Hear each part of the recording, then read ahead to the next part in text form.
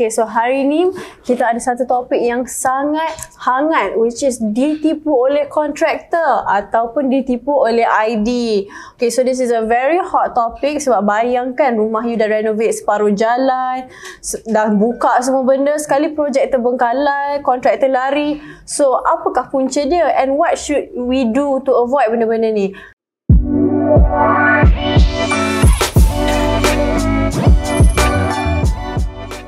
So hari ni bersama saya adalah founder Mami Home, Tuan Amin Yusof, yang akan bantu mengupaskan topik ini. Alright. Okay. Terima kasih kerana you all buat topik ni, sebab topik ni bagus untuk kita bagi orang lain faham lagi.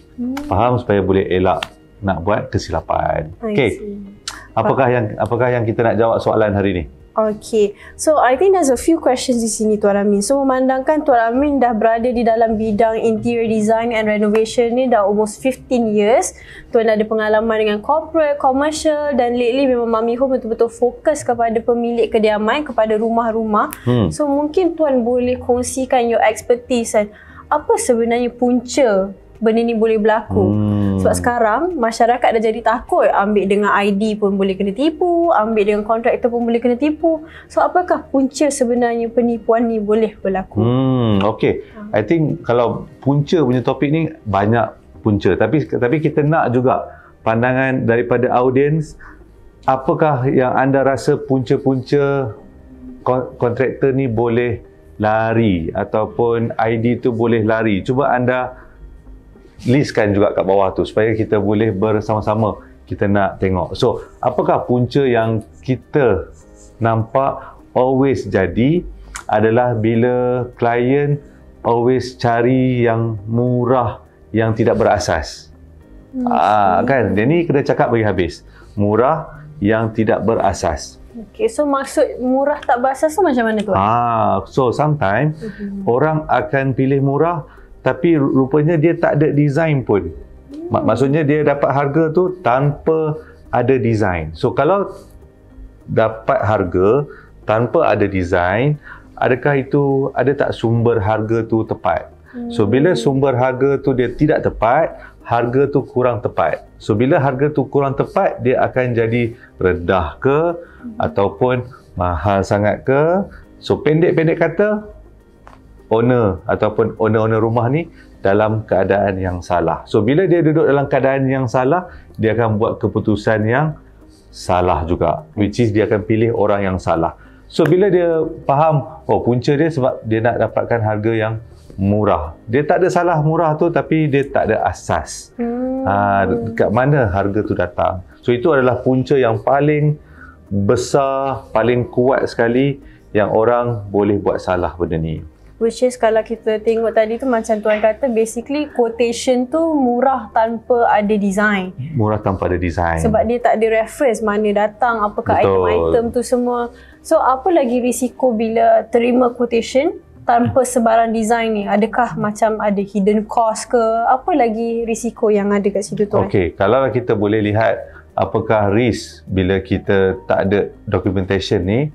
Dia ada risk dekat depan, dia ada risk dekat bahagian belakang juga nanti. So, apa yang risk yang dekat-dekat depan ni adalah tidak ada dokumen tu. Maksudnya apa? Maksudnya dia tak ada layout plan, tak ada drawing, tak ada 3D, tak ada quotation. So, masalah yang utama dekat bahagian depan ni nanti, macam mana kontraktor nak menjalankan kerja kalau tak ada arahan yang jelas. I see. Itu adalah yang kat bahagian depan. Bahagian dekat belakang, apakah masalah yang owner akan hadapi? Bila dah siap, tak tahu betul tak dia ikut drawing ataupun tidak. Maksudnya? Maksudnya kalau lah dia dah siap lampu ni semua, siap dah ceiling, siap dah dinding semua, tapi adakah ini yang dijanjikan dalam drawing? So kalau tak ada drawing, dekat mana dia nak semak balik benda yang dia janjikan tu, verbal hari tu, adakah sama? Dulu janji 6 lampu, adakah yang pasang ni 6? So kalau tak ada dokumen, macam mana dia nak semak balik hasil yang dia dah buat ni betul ke tak? Tiling ni betul tak yang kita dah pilih hari tu? Ataupun dah ditukarkan? Sebab itu benda ni dalam topik documentation sangat penting. Inilah dia yang kita nak elakkan. I see. Okay, yang tu sangat-sangat penting tuan. So kat sini ada lagi satu soalan. Misalnya, okay, dah ambil kontraktor, tapi kontraktor tu tak menjalankan kerja. Adakah tak ada documentation pun menjadi punca kepada benda tu? Okay. Kenapa kontraktor tidak menjalankan kerja dia? Kalau dah bukannya drawing ke ataupun ada isu-isu lain, antara-antaranya kenapa adalah satu, sebab arahan bertukar-tukar. Contohnya kalau kita dah deal, kita pakai tile ni, tapi besok klien kata tukar lagi, lepas tu lusa bila dah pasang separuh tukar lagi. So kontraktor akan lari kalau dia rasa benda tu dia dah rugi. Cuma kita nak bagi tahu owner macam mana nak elakkan benda ni. Macam mana kita nak elakkan benda ni adalah dengan deal tu cara betul. I see. Maksudnya kita kena buat cara yang betul daripada awal. Macam mana nak bagi klien tidak boleh ubah apa-apa benda yang dah dijanjikan, sebab bukanlah dia tak nak ubah, tapi benda tu dah dibincangkan dan benda tu dah dijelaskan, confirm cantik.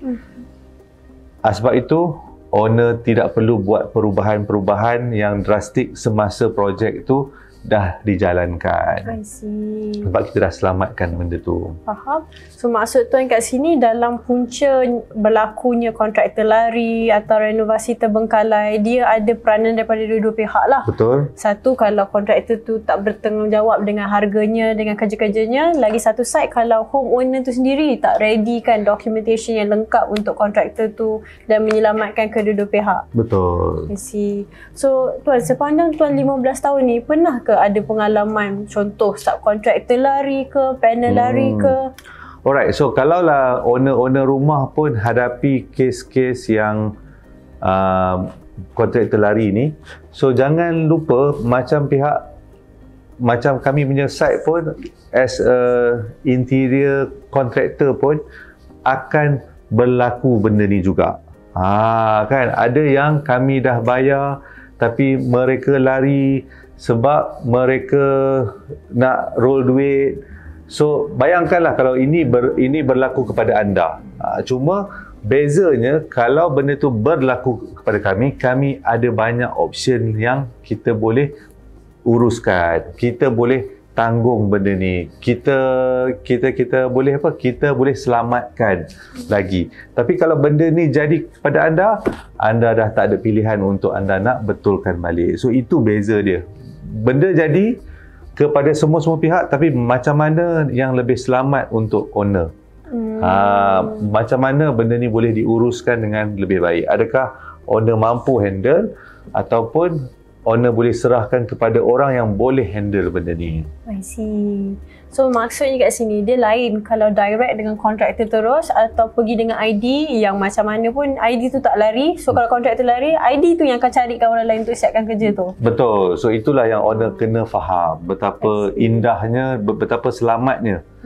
Indahnya mungkin macam-macam dia boleh jadi. But yang bestnya kalau anda pilih orang yang betul, rumah anda confirm siap. I see.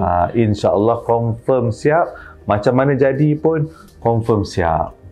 So tuan, tadi tuan ada mention nak kita kena pilih orang yang betul. Betul. So apakah macam ciri-ciri atau cara untuk nilai sama ada orang yang homeowner nak appoint tu orang yang betul atau tak? Apakah mungkin top 3 ciri yang mungkin homeowner boleh tengok sebelum dia orang appoint kontraktor atau ID tu? Okay, I think kalau anda boleh segmentkan dahulu risk. Kalau macam anda nak design sahaja, so risk dia apa kalau salah? Adakah besar? So kalau anda design pun anda boleh buat salah, ini nanti nak bina tu dia lagi akan bina benda yang salah. So risk dekat design ni pun banyak juga penting dia. So cara untuk nak decide macam mana kita nak pilih, pastikan yang dah berpengalaman untuk uruskan rumah anda, yang berpengalaman. Tapi ini yang anda nak kena faham, sebab kalau orang tu baru lagi. So mungkin anda boleh bagi peluang untuk benda-benda yang remeh macam bilik tidur ke, itu tidak ada isu sangat. Tapi kalau untuk nak handle rumah anda betul-betul, projek yang lebih besar, so anda perlu lihat benda ni. Ni pastikan berpengalaman. Okay. So yang nombor 2, pastikan dia ada office. Dia bukanlah office dekat dalam kereta, bukanlah dekat rumah. So sebab ini dia akan jadi isu. Ini. So yang nombor 3 adalah pastikan dia ada team. Ini adalah simple untuk anda nak faham. Kalau dia buat one man show, kalau dia demam, siapa yang akan uruskan rumah anda? Sebab itu pilih orang yang ada team, yang cukup team, supaya dia ada sistem benda tu. Alright, so contoh macam latest one case, saya punya kawan, dia dah bayar kepada subkon ni, besoknya dia meninggal, subkon tu meninggal. So agak-agak macam mana proses kerja-kerja kat rumah tu akan dijalankan? Meninggal macam mana kan? Kan. So maksudnya, okey, katakanlah projek tu 100,000, so dia dah bayar 50k, dia dah bayar. Orang yang kerja tu dah arwah, meninggal. So kalau anda pilih orang yang tak ada office, tak ada team, tak ada company yang proper, memang confirm duit anda susah nak diambil balik. Tapi kalau anda pergi kepada company yang proper, company yang selamat, company yang ada office semua ni, yang ada sistem, so kalau siapa yang meninggal pun insya-Allah masih lagi boleh dituntutkan ataupun benda ni boleh diuruskan secara tak ada apa-apa isu. So yang tu beza dia. Sebab tu anda kena jaga baik-baik kepada siapa yang anda bayar tu, sangat-sangat penting. Okay? Kita ada case yang ada yang orang scammer yang pakai akaun Mami Home pun ada dalam IG, tapi dia bank in kepada personal. Itu adalah salah. Itu adalah tanda-tanda benda yang anda bayar salah bila anda bayar kepada personal. Contoh, saya pergi jumpa anda, lepas tu okey, bank in kan kepada Amin Yusof. Itu adalah salah. Tidak. Itu adalah salah. Sebab dia kena bank in kepada company. Barulah company boleh uruskan cara yang lebih betul. I think itu adalah benda yang ramai dekat luar sana, dia tak ada awareness lagi.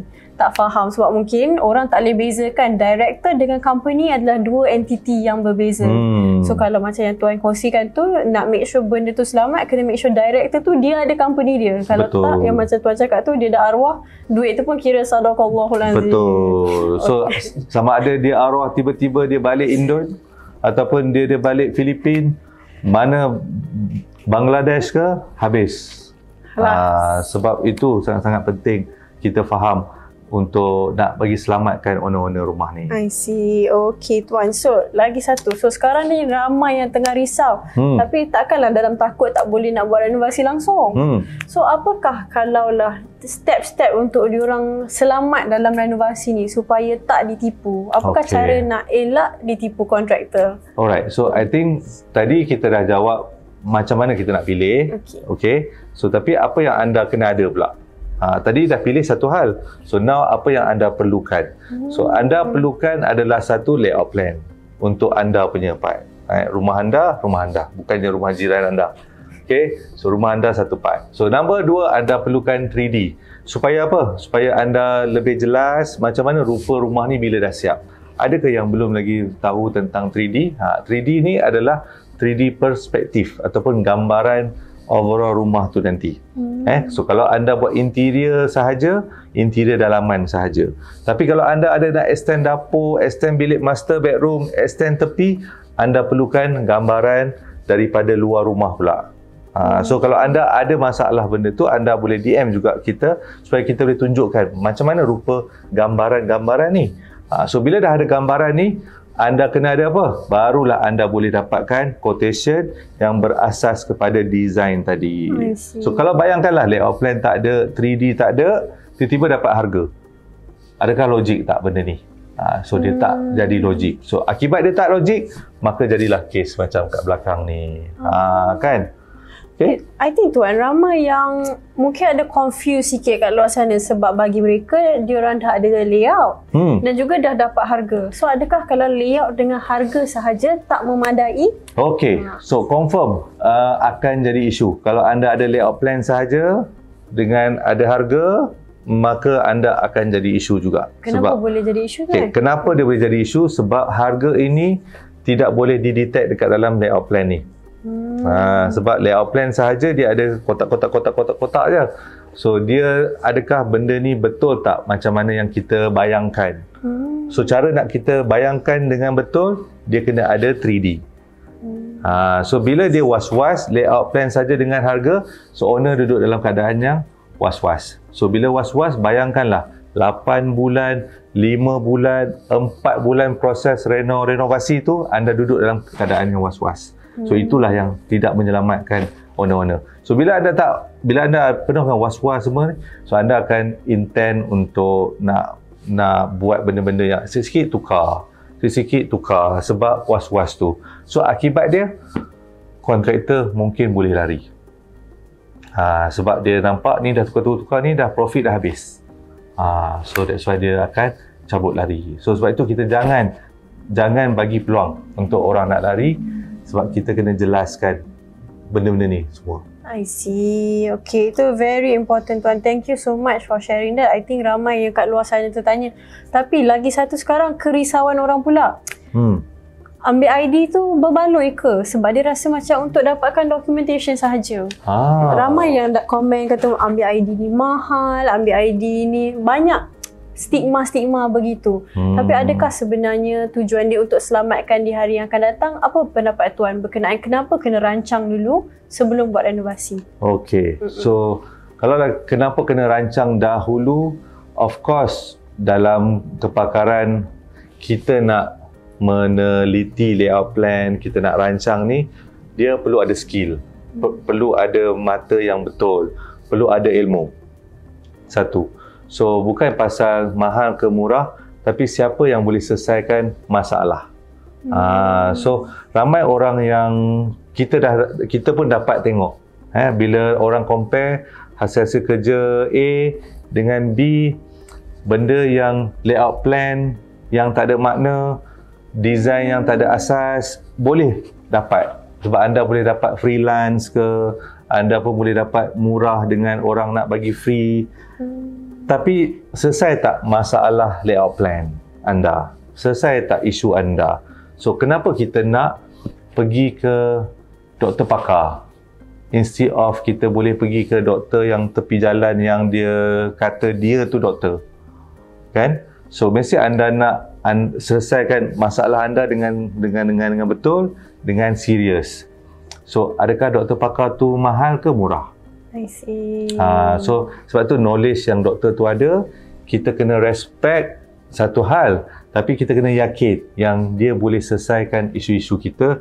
Dalam konteks ID ni, kita akan dapat option, kita akan dapat gambaran yang jelas. Inilah yang akan selesaikan masalah-masalah anda semua. Faham. Sebab tu pentingnya hire ID dalam konteks nak selesaikan masalah anda. Kalau anda tak ada masalah, contohnya, kalau anda boleh pergi beli barang sendiri, kalau anda boleh lukis sendiri, kalau anda boleh uruskan subkon anda sendiri, tak perlu ID.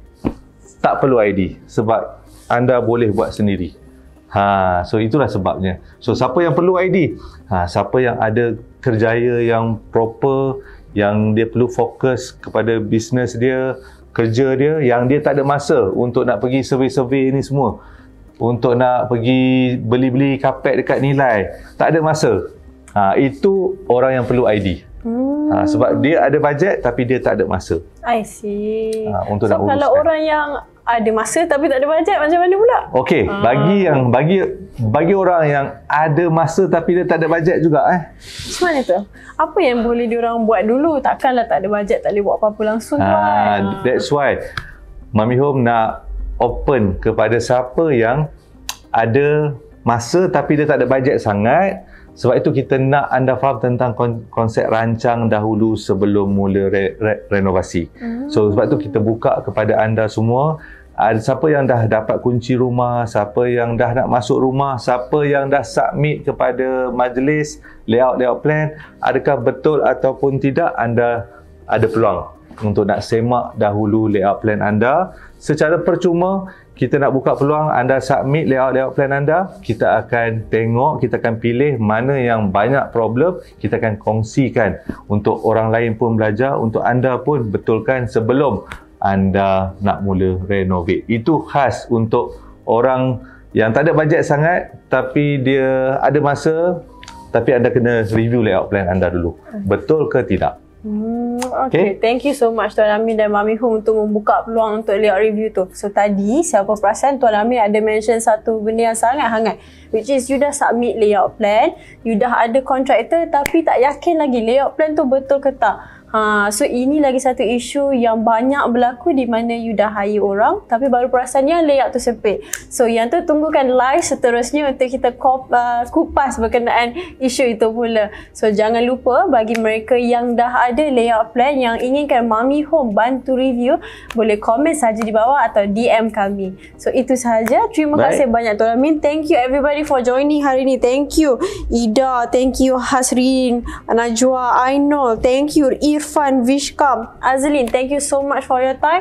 I hope everybody has a great weekend ahead. Thank you. Assalamualaikum. Bye. Bye.